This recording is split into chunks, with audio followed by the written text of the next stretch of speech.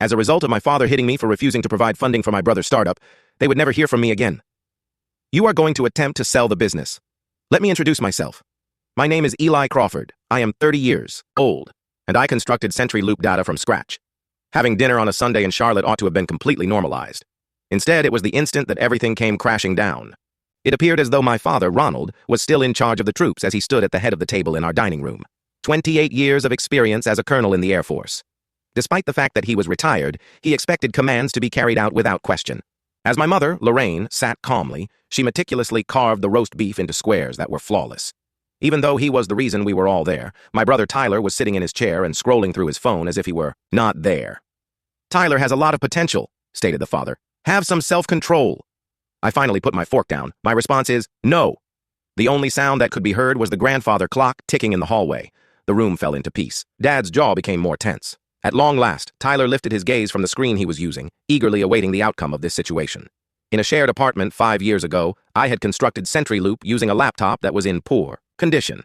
Beginning with penetration testing for medium-sized organizations, the company eventually expanded into providing cybersecurity advisory services to state agencies and logistics companies. The last time I asked my folks for a dime was certainly not when I was in college and subsisted solely on ramen and energy drinks. Not when I used all 3 of my credit cards to have enough money to pay for server space. Not even when I chose to go without food for a period of 6 months in order to secure my first government contract. On the other hand, Tyler had spent the money of other people on things such as riding electric scooters, purchasing cryptocurrency tokens, and developing a travel software that was never released. Every failure was accompanied by the same justification. It was a terrible timing. Incorrect market. A group of investors that were unable to comprehend his vision. This is not the same, Tyler remarked, finally expressing his thoughts. The market for artificial intelligence is doing exceptionally well. I merely need some preliminary funding in order to construct the prototype. In a span of 3 years, I had been exposed to 4 different versions of this speech. Distinct buzzwords are used. The conclusion is the same. My response was that I would not sell my business in order to finance another one of your trials. Redness spread across Dad's face. The ideals that we established in you can be credited for the existence of that company. First and foremost is the family. Family did not assist me in constructing it.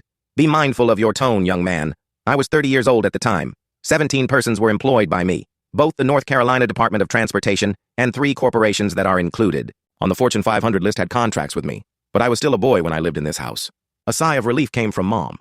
It's possible that we could talk about this without raising our voices. I told them that there was nothing to talk about. CenturyLoop is not available for purchase. His knuckles were white as they pressed on the table as he leaned forward. It is a mistake to adopt such a mindset. I ought to have departed at that time, should have recognized the warning signs in his eyes that were narrow and his fists that were clenched. Instead, I remained seated, because I was under the impression that the family supper could still be salvaged. I had a mistake.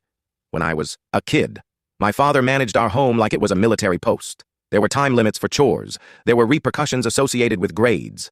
During our early years, Tyler and I discovered that questioning commands resulted in a punishment. Detail Tyler, on the other hand, was a unique individual who was charming, self-assured, and always had a way of talking himself out of difficulty. At the age of 17, he ran his father's truck over, but he managed to persuade him that it was a learning lesson. His decision to withdraw from college during his junior year was justified by his desire to pursue chances in the business world. Every excuse was purchased by Dad. I, on the other hand, was reserved, meticulous, and scared of disappointing people.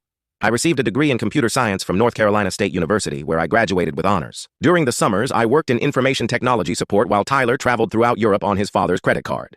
Following my graduation from college, I began working as a freelancer and moved into a small apartment in the heart of Charlotte. After moving back to his hometown, Tyler made the announcement that he was going to establish a meal delivery business. The garage was transformed into Tyler's headquarters, and his father became proud to brag to his neighbors about his son's entrepreneurial spirit.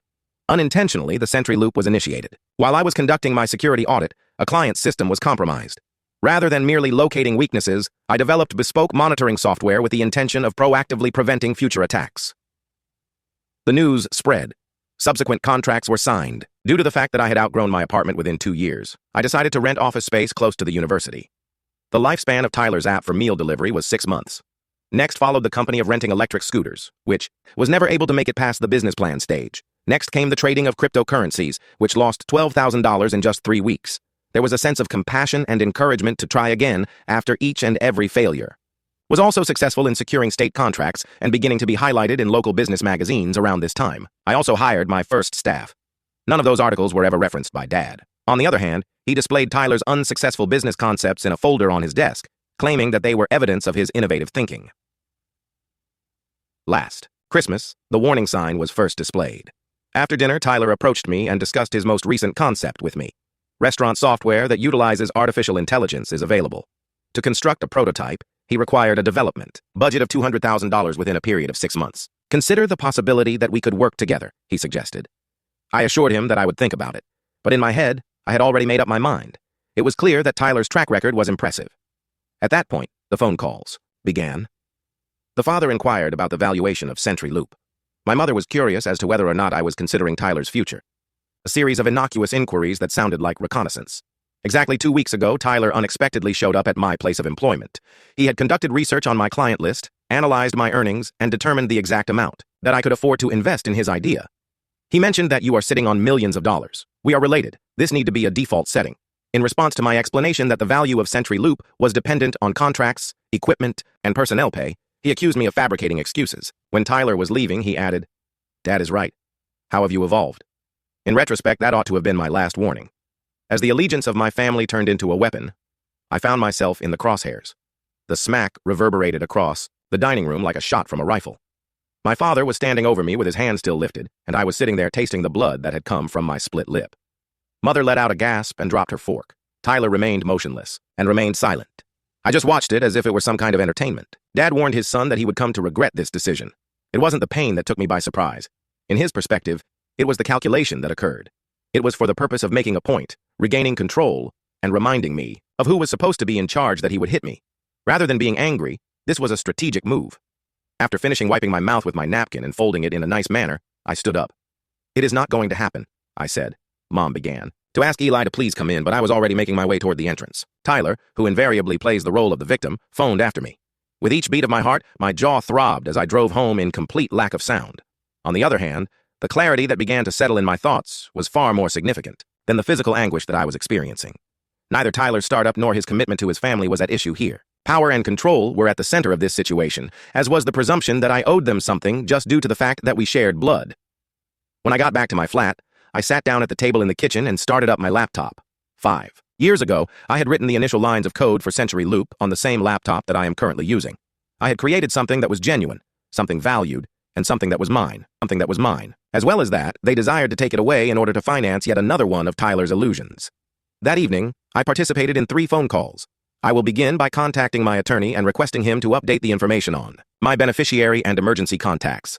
Following closely behind my accountant is the transfer of my savings to a new bank account that is solely in my name. Thirdly, I would like to address my business partner Jacob and request that he set up a meeting to discuss our expansion strategy. I did not get any sleep. Instead, I spent a significant amount of time trawling over old emails in search of trends that I had overlooked. Concerning CenturyLoop's client contracts, Dad inquired about them. I was asked by my mother about my intentions for retirement. Tyler conducting research on the values of the cybersecurity market. They had been making preparations for so many months. The meal on Sunday was not a hastily planned event. I was caught off guard by a well-planned ambush that was designed to force me into a corner. The military training that Dad received at work included controlling the surroundings, removing escape routes, and applying an excessive amount of pressure. Nevertheless, they had committed a significant error. They presumed that I was still the child who adhered to instructions without questioning them. They were unable to comprehend the fact that the construction of CenturyLoop had altered me. I had learned to think strategically, to plan for contingencies, and to preserve what was important to me through every unsuccessful pitch, every rejected project, and every restless night spent debugging code on my computer. The following morning, I had a phone call with Jacob. "You may recall that Nexora Labs made an offer to acquire your company." I stated that. "What about the one that we rejected half a year ago? How come there are 42 million? If they are still interested, check with them. Your choice is a significant one, Eli. Could you be sure?" A sneer appeared on Tyler's face. My mother remained silent, and my father lifted his hand as I caressed my bruised lip. Never in my life have I been more certain of anything than I am right now. In the 3rd day following the supper, my father arrived at my place of employment. At the time my assistant was knocking on the door, I was in the middle of reviewing security policies with my lead developer. According to what she said, "Mr. Crawford is here to see you." As he puts it, it is significant. When Dad entered the room, he was wearing his dress uniform from a veterans function, and his medals were shining brightly under the fluorescent lights. Despite the fact that Jacob excused himself, I could sense that he was feeling uneasy about leaving. Dad went around the room, looking at the servers that were humming in the corner, the twin monitors that were on each desk, and the framed certificates that were hanging on the walls. He observed, "That is quite an operation you have here. Outstanding for someone of such a young age. I didn't make him an offer of a seat. Do you have any desires? To express regret?" The tone of his speech changed to one that I recognized as being that of a negotiator as he moved slightly closer. I wasn't in the right place on Sunday night. The entire week. Your mother has been harping on me about it. I bided my time. He continued by saying, but my point stands. Tyler's suggestion is a good one. The future lies in the area of artificial intelligence. The combination of your technical expertise and his ideas could result in the creation of something truly extraordinary. In order to sell CenturyLoop by thinking on a larger scale. When it comes to wealth, family enterprises are generational. Pay attention to the Waltons and the Kochs. It was clear to them that individual accomplishment is meaningless if it is not accompanied by a legacy. Dad had completed his assignments. He had conducted research on CenturyLoop's contracts, approximated our earnings, and most likely obtained my credit record through one of his military sources. It wasn't just a casual visit at all. We were conducting reconnaissance. I have already provided you with my response, I stated. The person's demeanor changed. Following the disappearance of the remorseful father, the colonel, who had spent the previous 3 decades gaining his way through intimidation, took his place. He stated that the medical bills for your mother are becoming increasingly pricey, physical therapy for her hip, as well as medicines for her diabetes. There are some things that insurance only covers. Is that a menacing word? This is the truth. Family. Members look out for one another, except if you believe that you are too important for it at this point. An impeccable manipulation was carried out. For the sake of safeguarding my company, make myself the antagonist. Assume that Tyler is the victim who is deserving of backing. Help me find a solution to the problem of my mother's health. So, how much do you require? I inquired about it. $200,000. There are already investors who are willing to match anything we donate, and Tyler has identified them. This is not a form of charitable giving. Rather, it is an investment. And if I choose not to? Dad fixed his jacket, which was a uniform.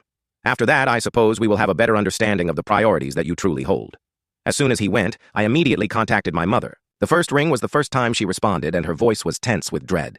I'm so sorry about Sunday, Eli, honey. I'm really sorry. Your father ought not to have done it. Where are the medical expenses, Mom? After that, there was silence. It is nothing major. It is just a matter of normal expenses. According to Dad, the insurance policy did not cover anything. And with a frightened giggle, she said that. Are you aware of the way he exaggerates? Despite the fact that I have a new medication that is somewhat pricey, we are going along quite well. How much does it cost? Dear honey, I beg you not to be concerned about this. I will discuss this matter with your father. Nevertheless, I was able to detect the strain in her voice. She was lying to protect me, or my father was lying to manipulate me. Either way, she was lying. Neither of the choices made me happy. Tyler sent me a text message that evening. Your communication was relayed to me by my father. I am aware that this is strange, but I believe that we have the potential to create something truly remarkable. Together. Are you available for a coffee tomorrow? After 10 minutes of staring at the message, I finally decided to post a response. There is no possibility of me working with you as a partner. The response from him came right away. I understand, but please don't blame me if my mother is unable to buy her medication. That was the true danger all right there. This time, it is not physical assault, but rather emotional extortion that is camouflaged as a moral commitment to the family. They used my guilt, my mother's health, and Tyler's future as weapons in order to coerce me into making a decision that I had already made. I blocked my father's calls and removed Tyler's number from my phone for good measure. However, the harm had already been done. They had demonstrated to me the extent to which they were willing to go in order to obtain what they desired. The issue that needed to be answered was, to what extent was I willing to go in order to stop them? Around 9 o'clock on Thursday morning, my accountant was the one who called me. Marcus said, Eli, we need to talk about this. It has come to our attention that CenturyLoop's financial records have become the subject of questions. The realization came to me when I was about halfway through my cup of coffee. Inquiries of what type are they? Those that are professional. They had a complete understanding of which forms to submit and which databases to look through. By no means was this a novice hour. I sat down forcefully. Who was it exactly? That is the issue at hand. They followed the appropriate procedures and had verified documents, yet something didn't feel quite right. Would you be able to come in this afternoon? My books had been in Marcus's care ever since CenturyLoop was in its 2nd year of operation. Former IRS auditor who was worried about personal privacy. He was the kind of person who could detect abnormalities from a distance of 3 states. If he was concerned, then I ought to be utterly afraid. Worry and stale coffee were the aromas that emanated from his workspace. Almost as if he were gathering evidence at a murder scene, Marcus spread paperwork on his desk. According to him, this is what took place. On Tuesday afternoon, a request for copies of CenturyLoop's incorporation paperwork was made to the State Business Registration Office by a third party. Your tax returns were taken from the County Assessor's Office on Wednesday morning with their assistance. Earlier today, they made a request to the Small Business Administration for more information regarding customer contracts. What about the law? Yes, and only if you have the necessary connections and submit the appropriate documentation.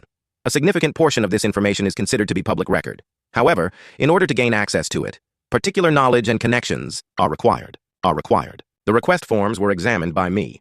The letterhead was professional, the language was official, and the signatures were from people I had never heard of before.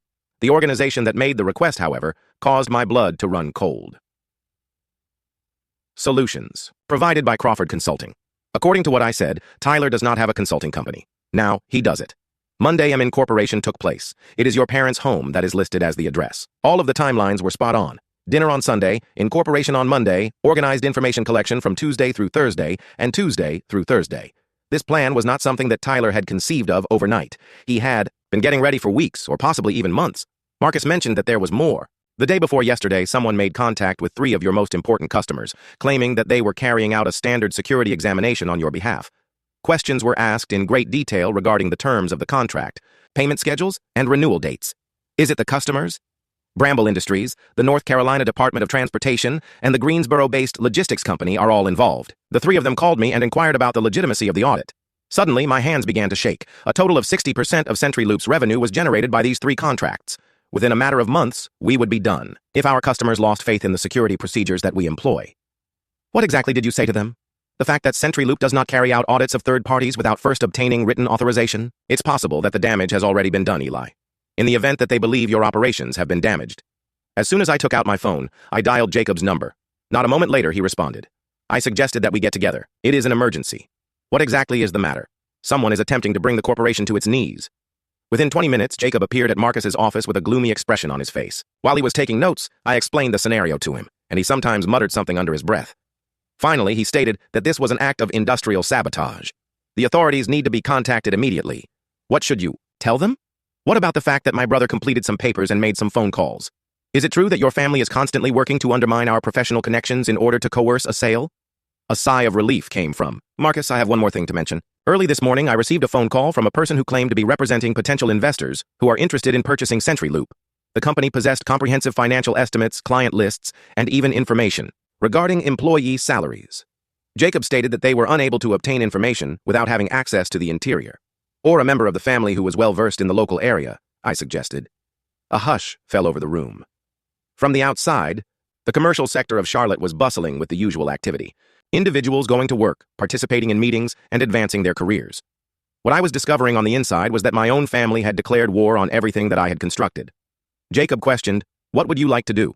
I thought of the sneer that Tyler had, the planned violence that my father had displayed, and my mother's anxious laughter about medical expenses that might not even exist. I expressed my desire to go out of existence before they could ruin anything else.